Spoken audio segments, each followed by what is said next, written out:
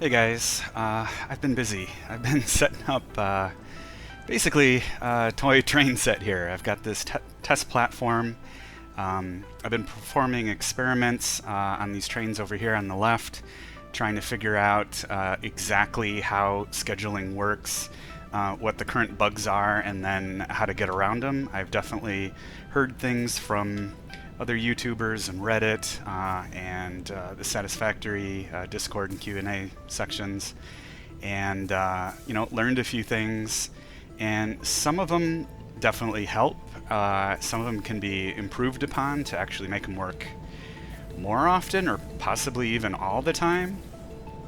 And yeah, it is completely possible to set up trains so that you can split tracks.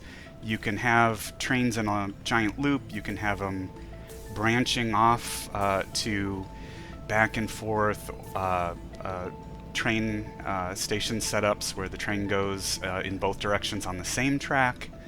You can set up train yards where your train enters and selects which train line it wants to be on, and then returns to your central system on a single track.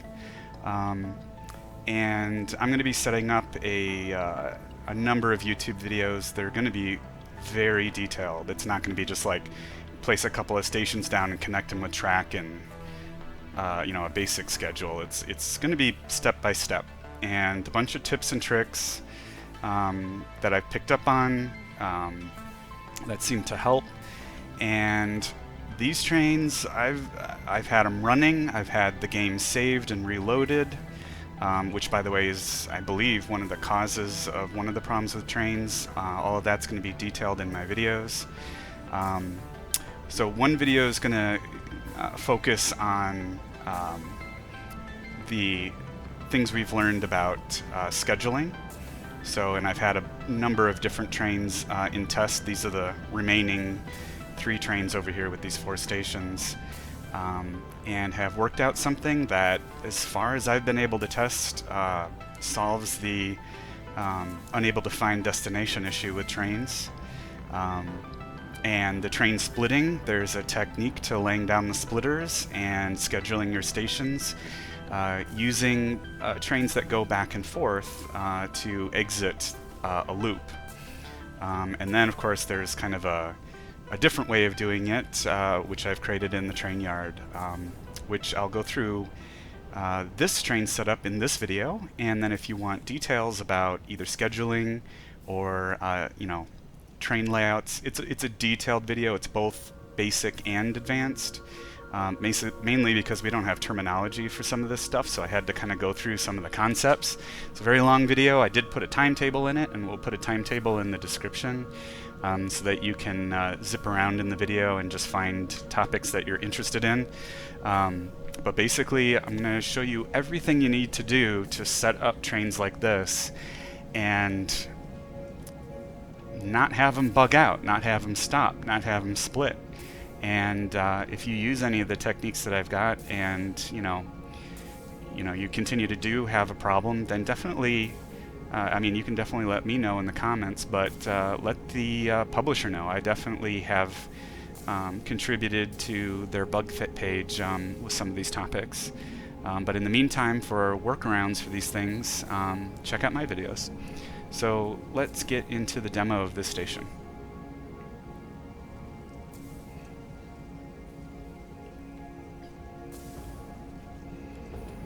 So first thing you'll see over here is I've got a setup where we've got a dead-end track and a dead-end station, and my trains can enter the station reverse direction, go down this particular track, because I tell them specifically to go to this station, which is oriented in this direction, then come to this red 2 station over here, stop at this station, and then reverse directions to go into this alternate 3 station over here. So the station coming, this is southbound going in this direction, so I've got that station labeled southbound. Over here I've got a northbound. So it's kind of like a loop, but with one-way track at either end. And of course you can do multiple stations going beyond the stations at the end here. In fact, I have that on that side. And even furthermore, this actually works completely well with all of the other track in this system. The one thing that you'll notice, and do pay attention to it when I'm showing you this, is I have no real loops, because real loops don't mix very well with splitters, because your train sees a loop somewhere in the track and decides it can turn around. And if it's a train that's supposed to change directions and go the other way, sometimes it'll refuse to do that and instead seek out the loop in order to turn around. And that's a real problem, because if you've got splitters, even if you're trying to do the techniques that I'll show you in my videos to prevent the splitters from splitting your trains, that all goes out the window and all of your trains get split and it becomes a real nightmare. So you can do loops as long as you've got maybe a single train with splitters. Without splitters, you can do as many trains as you want. Obviously, it's just a basic loop. But in complicated setups, loops are bad, because, like I said, your trains will seek them out and just ignore all of the scheduling and careful attention you've put into the layout of your track. So I've got this kind of pseudo loop set up over here. Then over to my right and a little bit in front of me here, I've got a very large loop set up. So you'll see like this train with all these freight cars on it is going around the large loop. So that is essentially this track over here, and it goes through a station, I'm sorry, not a station, it goes past this station over here where these two trains just were, and essentially makes a big loop. And that big loop is to basically depict what it would look like if you put your trains around all the major components of your base. So like that factory is too far. I wouldn't include my loop in that because the trains would take forever to go all the way around the loop. But all my factories in the main part of my base over here, probably makes sense to set them up with a loop. And just think of all these different stations as all the different factories in your loop. If you do end up creating a large loop, you can actually create shortcuts through the loop, but you can't just create them like you would think.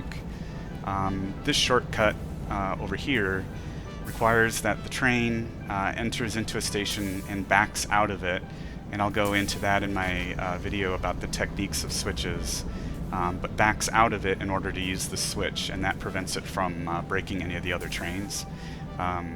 And the gist of it is that the only train that's going this direction over this switch, all of those trains that go this direction will all go this way. None of them will go that way, so the switch doesn't really ever get used.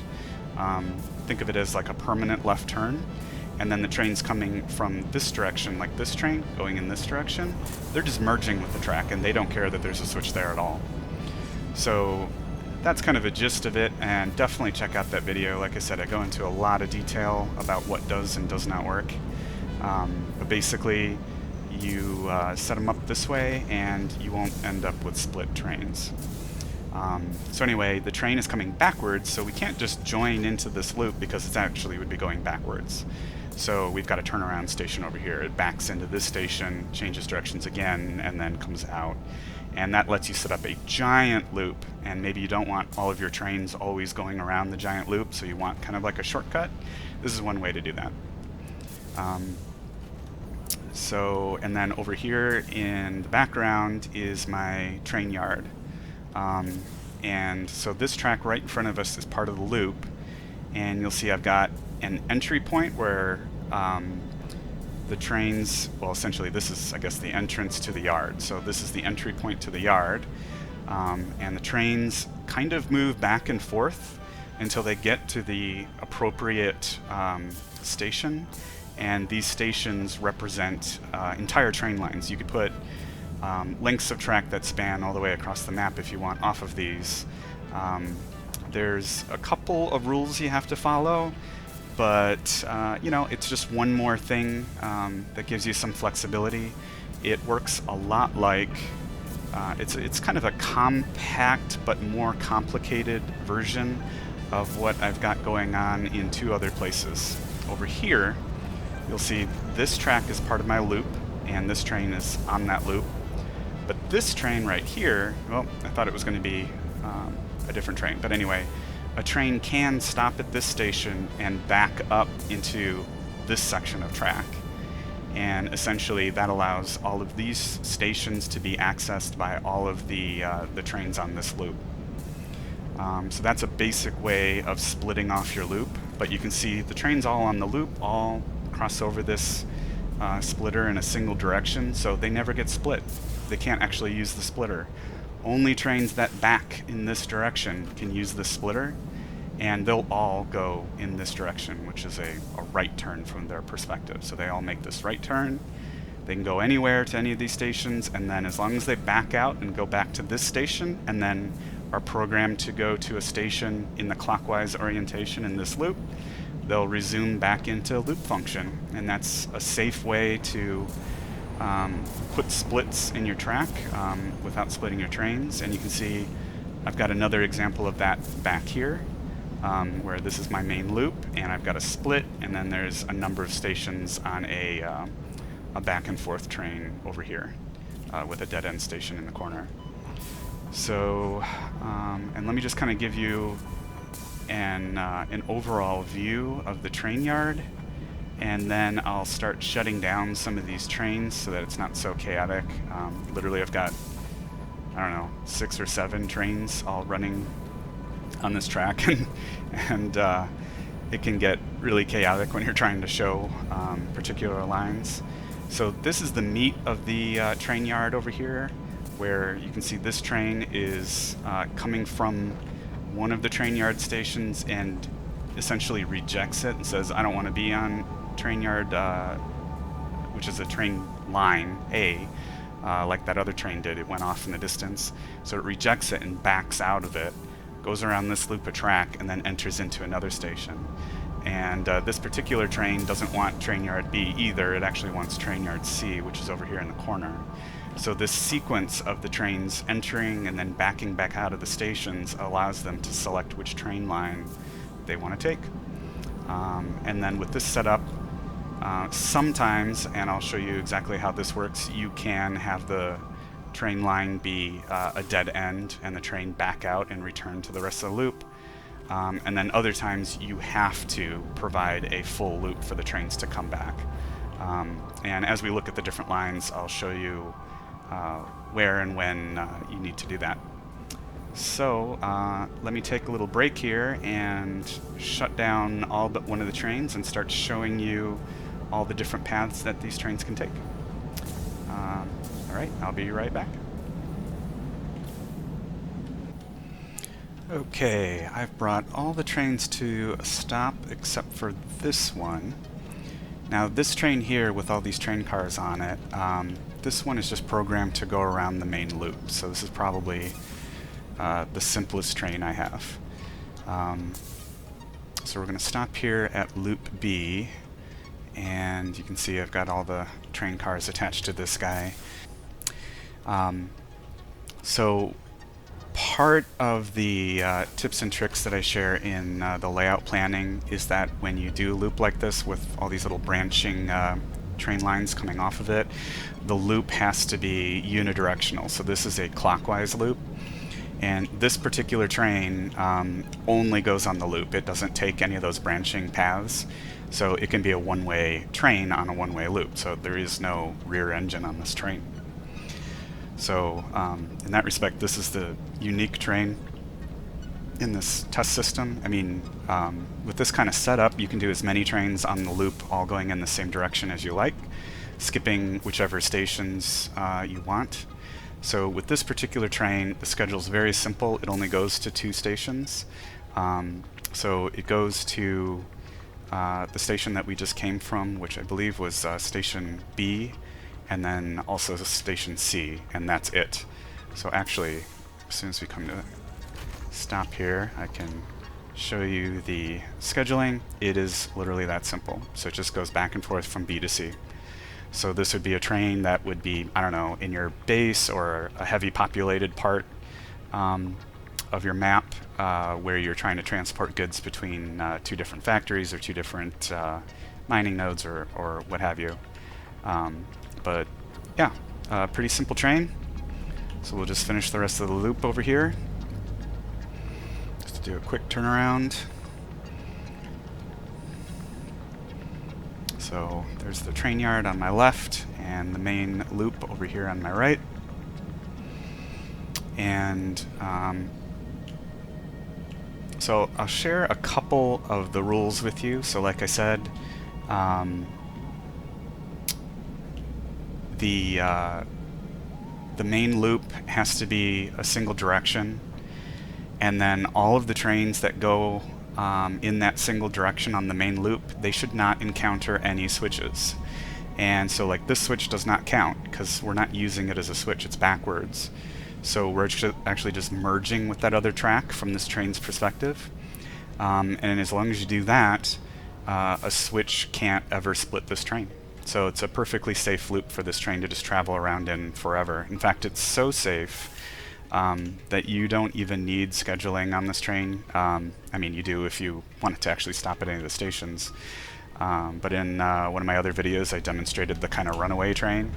And this is just kind of a perfect demo of that, where I just accelerated, and while accelerating I hopped out of the train, deleted its schedule completely. So this train is just literally running with no brains. It's just kind of running on its own at full speed. And because this loop is so safe, again, pay attention to all the switches. None of them are usable by this train. We're just merging constantly onto, with another piece of track onto this loop. So this train can just run with no brains forever and ever. So that's the main loop. So let's go to one of the trains that uses one of these branching paths. Okay, so now we've hopped on a train that does something a little more complex. So we'll pass by the train yard here. We'll skip through this station, Loop A station, and we'll go to the Loop B station over here.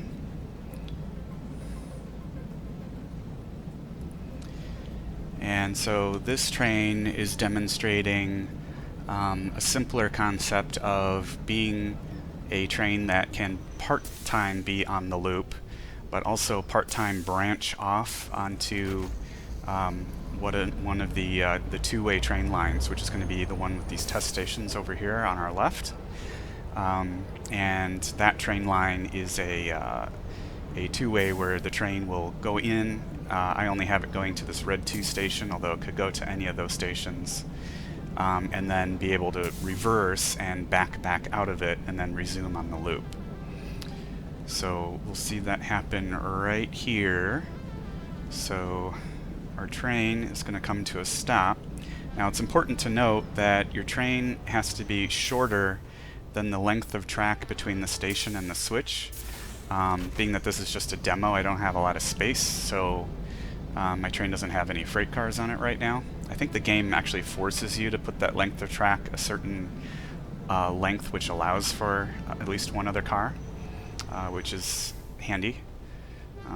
So at least for these trains with no train cars on them, it's been no problem to get that right. So we entered this line of track. Again, it could have gone to any of those stations and then backed back out. We stop at this station again, and we resume on the loop. And then this train will go back to station B and just repeat its loop. So let's look at a similar example, but a little more complex. Let me set up that train.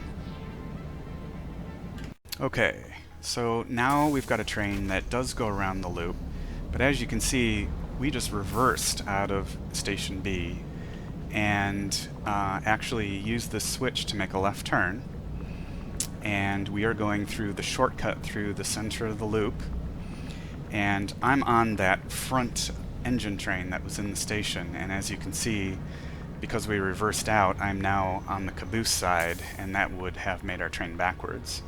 So the shortcut backs into a station in order to turn around, and then comes back out, makes a right turn, merges with the loop over here, and then continues down the loop path some way over to this loop station C. But here, we're going to make a complete stop, turn around again. This time we're going to back out. We're going to bypass this switch, and this train is the only train that uses that switch, or basically I could say all the trains that use that switch all will make the right turn down this track. And then the same thing here, all trains coming in this direction will all make a right turn down this track. So again, those aren't really being switched, they're just being used to make a constant right turn when the trains are going backwards. And this train has now backed all the way into a dead-end station over here. And now we'll reverse directions, pull out, pull into another station off of this two-way track where the train can go in both directions on a single piece of track. We'll pull forward, merge with the loop, merge with the shortcut track over here. This time we'll bypass loop station C, go through our loop,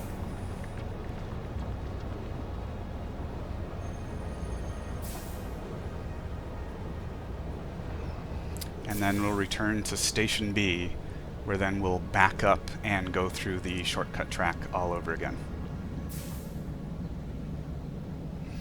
So just so you could see that track once again, to do the shortcut track, in this direction on the loop, the counterclockwise direction, that's not a split. It just merges two pieces of track together.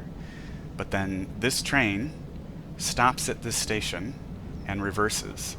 And all trains that stop at this station and reverse will all make a left at this switch. So that switch never changes. It's always pointing down what I call the primary path. That's why the arrows always seem to be kind of forwards and backwards. You'll have to watch my video on switches to get a demonstration of what primary path is.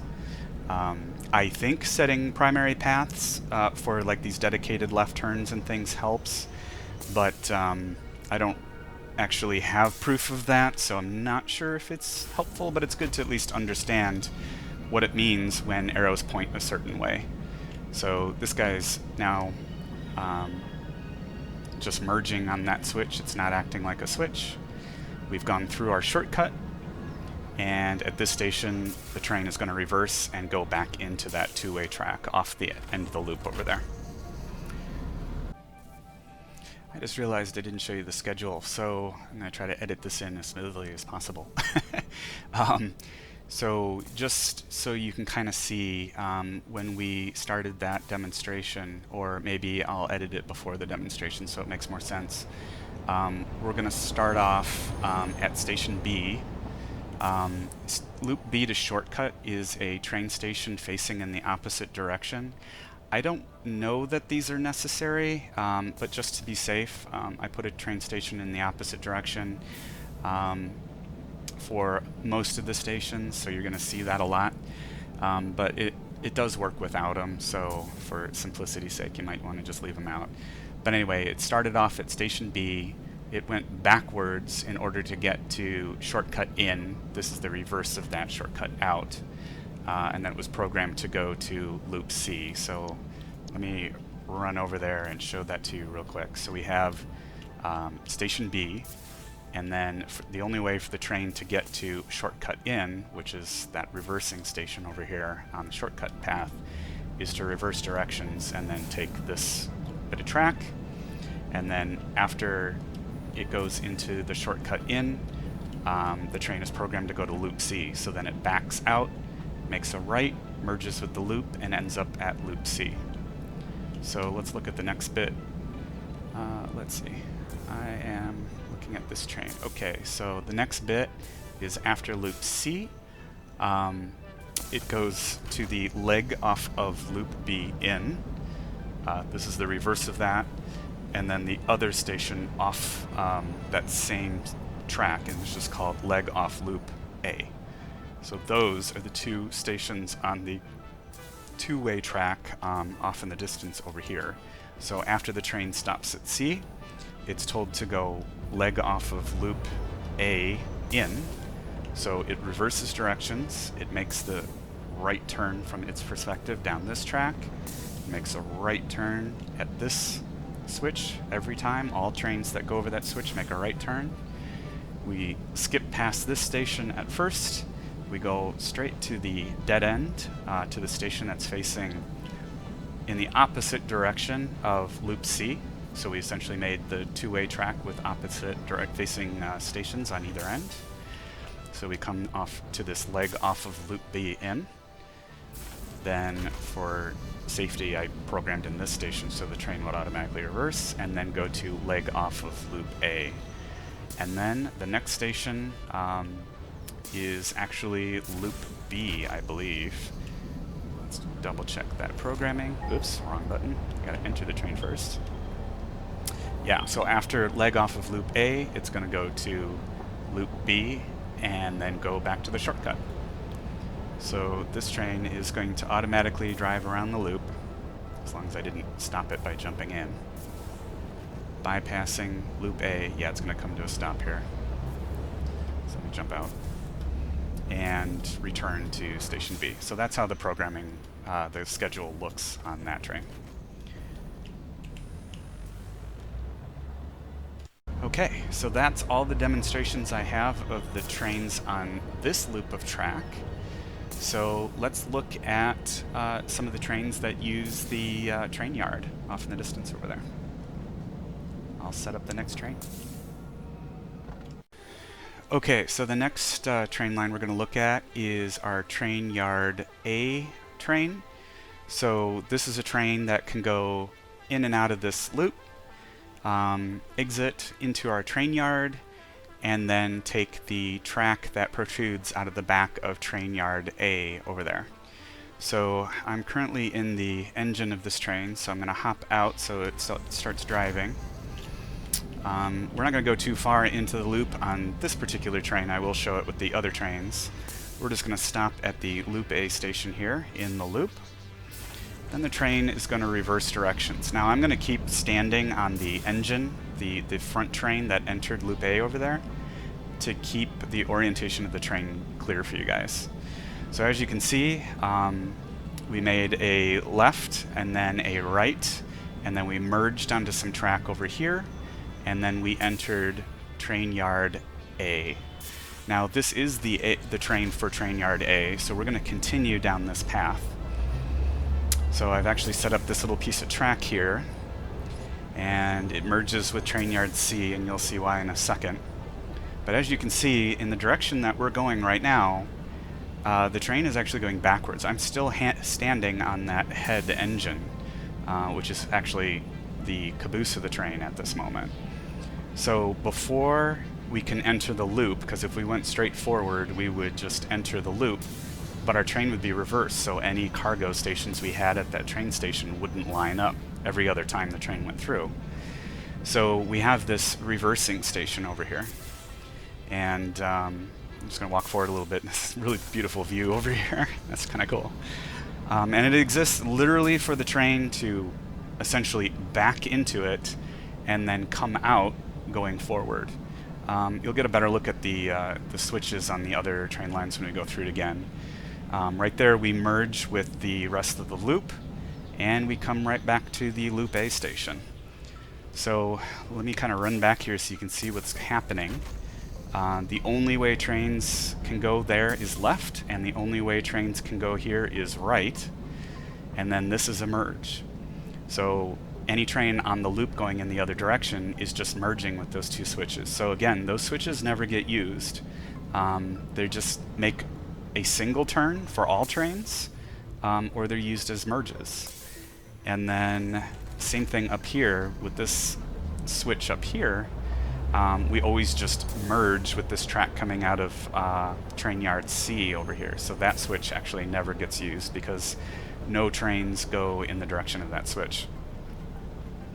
And then even up here for this reversing station, you'll see we're coming up to a switch right here, kind of on the left here, and we're just merging with track. So again, we don't use this as a switch.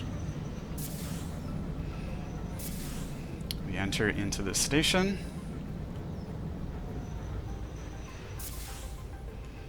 And then when we back out, the switch doesn't have to be set because all trains going in this direction will make a left turn. We'll merge with this other output track, and I'll show you how that's used with train yard B. We merge back in with the loop, and then we stop at loop A station again. And the process repeats over and over again, never setting any of the switches in a different direction than they're always set.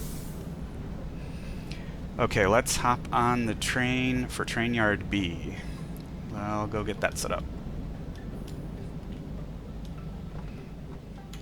Okay, the next train that we're taking a look at here is the train that uses train yard B, or actually near loop B right now.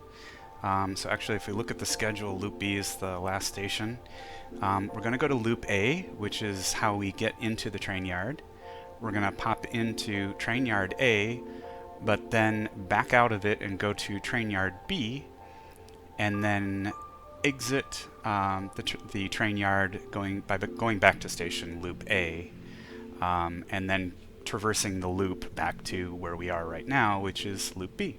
So it goes around in a loop, backs into train yard A, and then backs into train yard B, goes through train yard B's train line, and then goes through an exit without reversing, and I'll show you why it's not necessary for this particular train, right back into the loop. So let's get this one going. So again, I'll stand on the front engine car the whole time, so you can keep track of which way the train is going.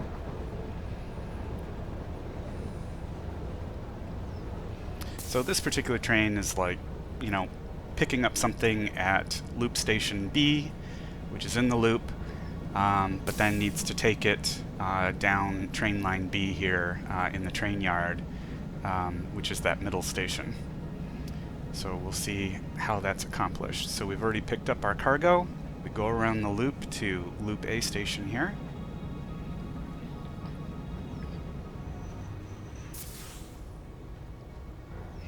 And then from loop A, we'll reverse and enter the train yard, bypassing the return track. That's the track that gets you back into the loop.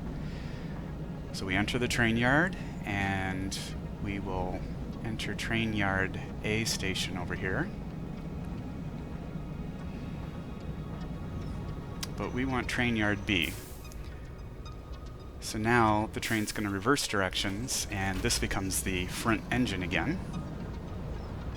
And we'll pull forward into train yard B.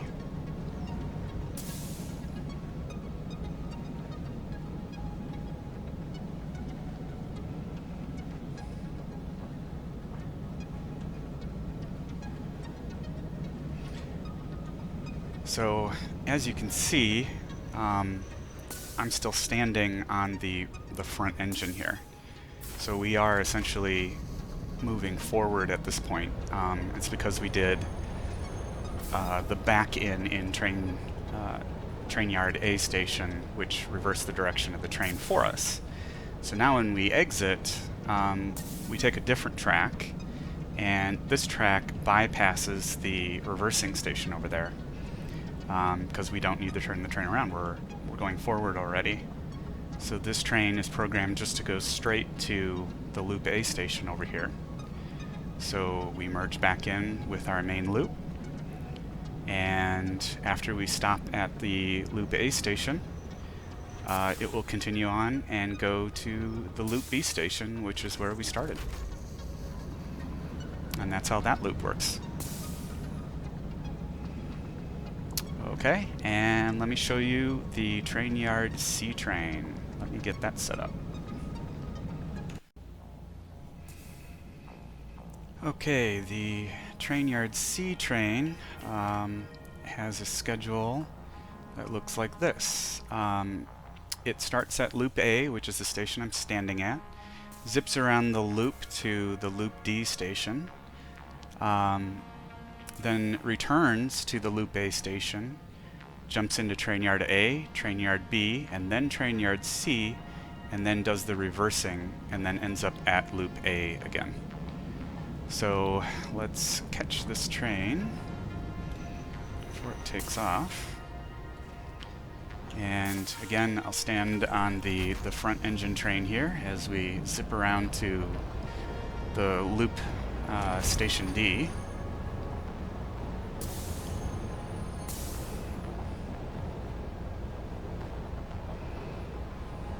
While we're here, I'm not going to go over the trains that are on this track because I went over them in depth in the other videos. So, but basically those trains just kind of do that loop. I think I discussed that at the beginning of this video.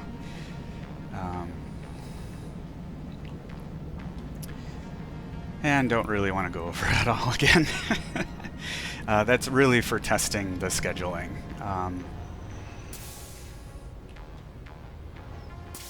Okay, so here we are at loop D. So we've gone to the 2 stations that we're going to go to in this loop, and now we're going to return to the loop A station in order to reverse into the train yard.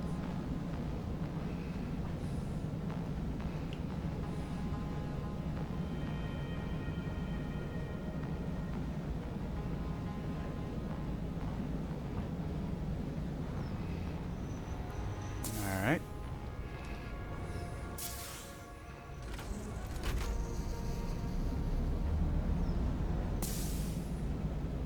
Here we make our right into the train yard. And we're backing into train yard A station.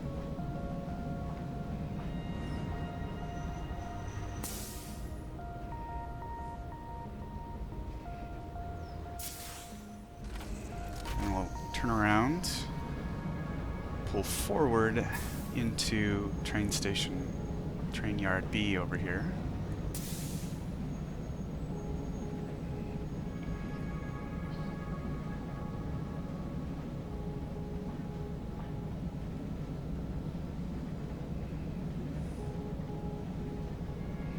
I'd love to see if anybody else can improve upon this design. I mean, I think that'd be really cool.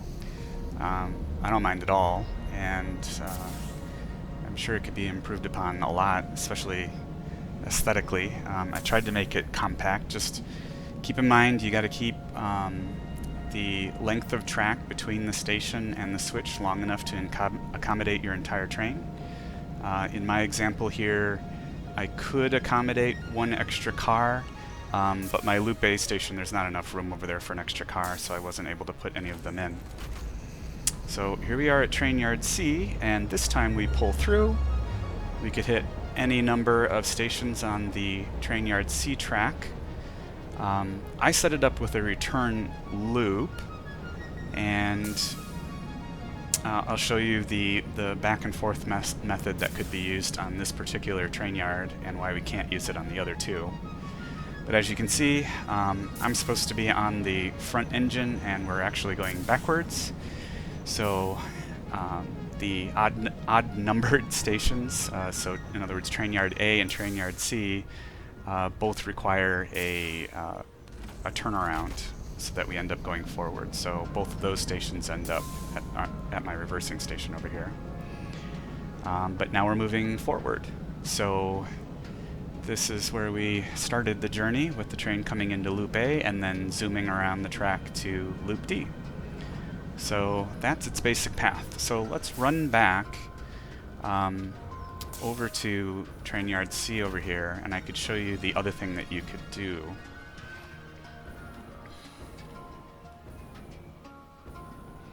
So for train yard C, because it's the last train in the yard, it doesn't need a loop back. So what you actually could do is delete this track and make train yard C a dead end, and then the train would reverse direction. And you got to keep in mind now that the only train going in this direction would be train C, because there's no other stations. B and A already took off at their stations, at their respective stations. But once we get to C, the last one in the train yard, there's no other trains on this track. So if it reversed directions, we could have a splitter here, and the train could make the left turn and merge onto the track that goes back into the loop. In that case, we wouldn't need a reversing train, because if you remember, when the train came into train yard C, it was still going backwards, and then went backwards through this loop and then into the reversing station in order to turn around and go forward again. But if we're backwards in this station and we reverse out, then the train's actually going forward. So if we're going forward and we take this switch and then we don't need the reversing station, could merge onto this track and just go right back into the loop. So I've already hinted at why we can't do that for these other two stations. So let's take a look at train yard A here. So you can see our train is making a left to start its hopping process to get over to train yard C. Well, that means it made a left on this switch. So it's actually sort of using the switch, making a permanent left turn. All the trains going in this direction are making a left turn because they're either going to train yard B or continuing on to train yard C. None of them makes a right turn to get back out. So there's our problem, is we can't have these other train lines reverse out, because if I reverse out going this way, the train's going to want to make a right. Or even if we put another switch in, we have to tell it to branch off and make a right. Well, that means that some of the trains need to branch off and make a left. So now we actually have to use a switch, and the switch could split your train. Because if a train that's trying to go to the left is sitting on top of this track, when your train that is actually finishing at train yard A, backing out and then wanting to go back into the loop so it makes a right, it could switch the switch while your first train going to station B is on top of it. And if that happens, then the train cars that hadn't made it over the switch will end up going the opposite direction, and you'll end up with a train split. I go into a lot more detail about train splits in my video about advanced train layouts, so you might want to check that out. But that's the gist of why these trains have to have the loop back. So if the train's already decided that it wants to go to train yard A, then it can move forward to multiple more stations along this track. But at some point, and you can kind of do it the way I did it, at some point it has to turn around, come back to the train yard station, and it can merge with other tracks that also need to come back to the train yard station, as long as you separate the ones that need a reversing station from the ones that don't. So train yard B, that train enters its station going forward, so it did not need a reversing station. So I've got a whole separate track line returning back to the train yard for that. But train yard A and train yard C both need to be reversed, like I said, unless if you put in a train yard D, for example, and made that the last one, and backed that train out, it would also need a reverse. And it all comes down to, you know, an odd number of turnarounds versus an even number of turnarounds. So hopefully you kind of got the pattern there. So at some point, after you're done with all the stations along your train yard C line and your train yard A line, however many stations you want, those train lines need to turn around and come back. And at some point along that route coming back, they can merge, and then run back into your train yard. And in this case, I have the two lines coming in so that one line can join straight into the loop and the other can go to the reversing station. You can also set it up so that none of the trains actually utilize the even or the odd number of stations, but then the trains just take longer as they're bouncing back and forth between the stations to get to the destination that they're trying to get to. If you do it that way, then you can also stagger it so that there's stations on the other side of the platform, a lot like the reversing station. And essentially what you'd be doing is putting a reversing station between each of the usable stations. So the train can come out, and instead of turning around on a loop like this, it can enter another station and reverse out and then go into this station. And then that way you can make all of the stations usable that are on one side of the train yard, and all the stations on the other side essentially become individual reversing stations. And then when the trains come back, they can all share the same train line coming back into the train yard. So I know that's a little complicated. I think it'd probably be easier if I made a drawing to show the difference. So let me give that a try. Okay, for reference, this is what we already had. So we've got our loop over here with our loop station A over here. Our trains backing into the train yard A station. If they are the A train, they would exit through here, merge with C, go through the reversing station I've marked with R over here, reverse back out, which is essentially causing the train to go forward again and enter back into the loop. And then for station B, it's coming into station A, backing out, so the train's going forward, into station B. If it wanted station E, it would reverse out and end up in station C backwards, hence the need for reversing. If it is the train for train yard B, the entire train line that starts with train yard B, the train's going in forward, so its track doesn't need reversing, so it's a separate track that returns and goes back to the loop. Okay, so as I mentioned, you could also skip every other station. So if our train comes in for station A, then it can reverse out into what was station B, but now it's just not going to be used at all. And then it can then continue on to station C. So now the trains only have a choice between A and C, but in order to get to C, it has to stop at X over here. So our train that backs out of the loop and into A is going in reverse, but then a train going to C will then go forward into X and then back out in reverse into station C. So now if we only use A and C, all of our trains are running in reverse, so we can merge all of our tracks and send them all to a reversing station and then back into our loop. Conversely, you could do the other way around, where you skip all of the odd stations. That would make this station unusable, so now all of your trains automatically reverse before going into the rest of the train station. And then this would be station A, this would also not be used, and then station B would have to be another station down here. And that effectively gets rid of the need for the reversing station over here. So that's just another way to do it. And then I can show you another layout real quick. So let's refresh the screen.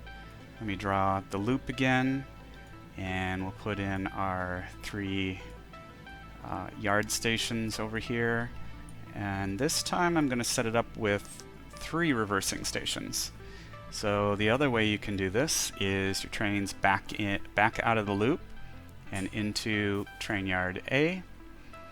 And then in order to get to B, they pull forward out and then back out into B. And then they pull forward out and then back into C. And then that way, all of your trains, again, are all backwards. So the ones coming out of the loop, the direction of the loop is this way, is clockwise. So when they've pulled out of the loop, they're going in reverse. But then they pull forward, and reverse. So every single train in every single one of these stations is in reverse. So now when your trains return, they can also all share one track, and they all need reversing, and then can go through a reversing station, and then they'll all be going forward and then can return back to the loop. So those are the basic ideas for a train yard. And so like I said, you can, let me see if I can get an erasing tool here. No, that's not erase. Okay, well, I just tried my best to erase one of these lines. I don't know why I'm having so many problems with this program. But I mean, you can do as many stations as you want. So this could be an A2 and an A3, etc., etc. And so your train that wants to go to train yard A over here can then continue on to A2, A3, all the way down the line, and then have a line that kind of comes back and then at some point merges with the return from the other train lines. And then of course with C, you can also get rid of this line because it's the only train that ends up at train station C. But its train is also going to be in reverse in this example, so it can actually pull out, merge with the line that goes into the reversing station over here, and then it can reverse out and take this path back into the loop. So so you can have at least one train line that doesn't need to have a loop that comes all the way back and can actually just reverse right back down its own path. So you can imagine this could be very, very long distance between station C and, or maybe not station C, but the other stations along the C line could be a very, very long distance away if you like, and then you don't have to have that return line coming back. You just make one of the stations, the very last station, an end station, so you get rid of the output of that station, and then your train can go all the way back.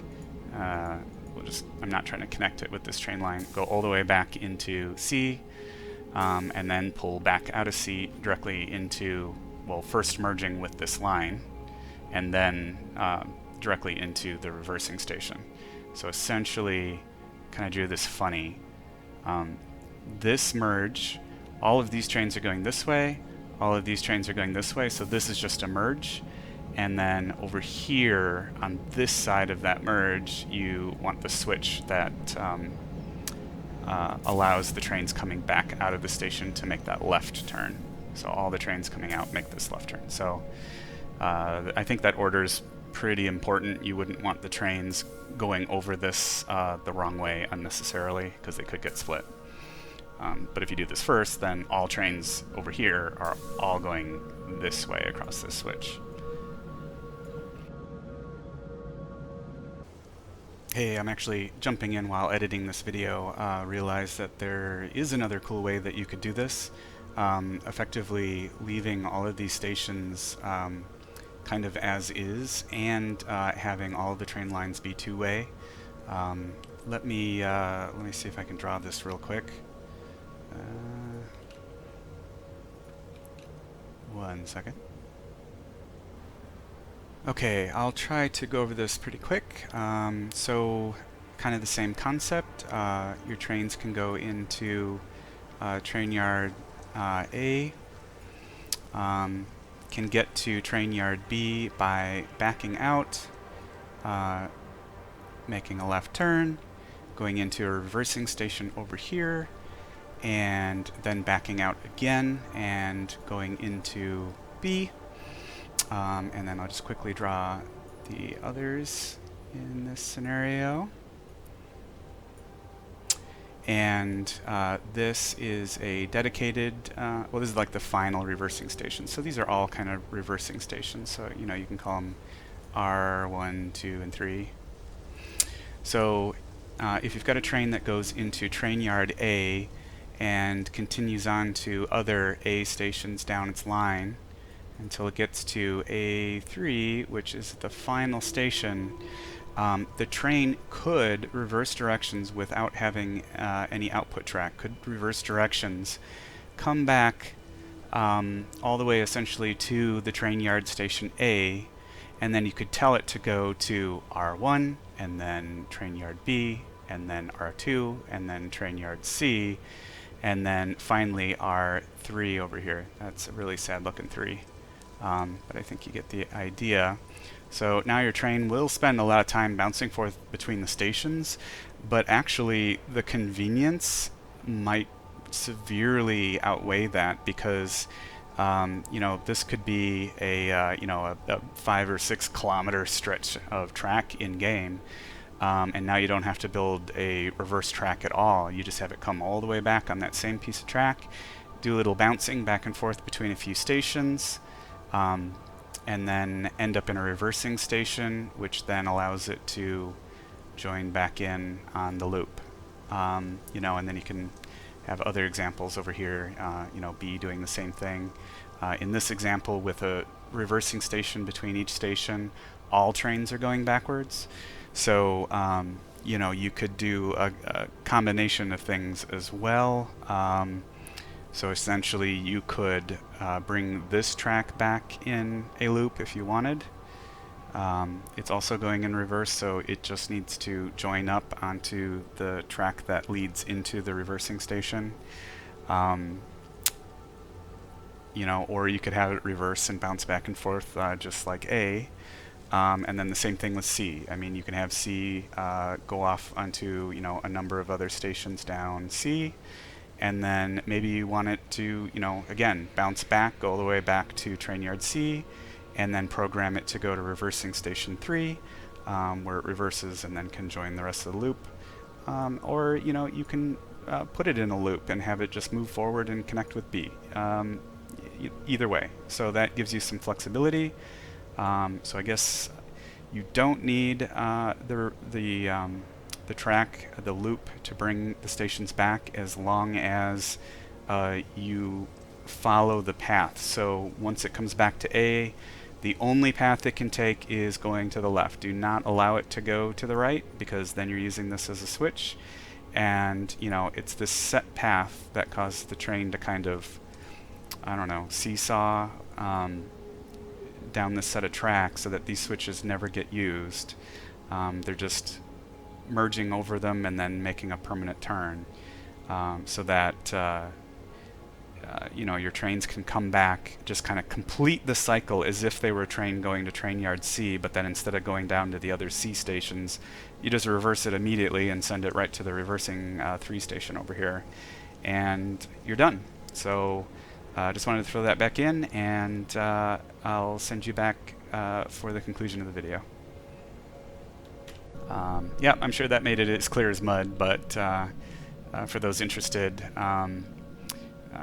you know, I hope this was interesting, and I think that just about does it for this video. Again, if you want detailed information about scheduling, look at my advanced scheduling guide, and if you want to know more about switches and the layouts of the different style of tracks that you've seen here, how to set them up step by step, check out my advanced train layouts video.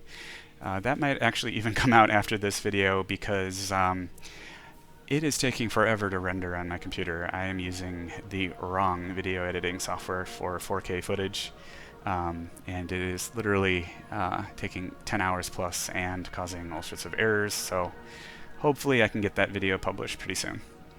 So until the next video, have fun in Satisfactory, and especially with playing with trains.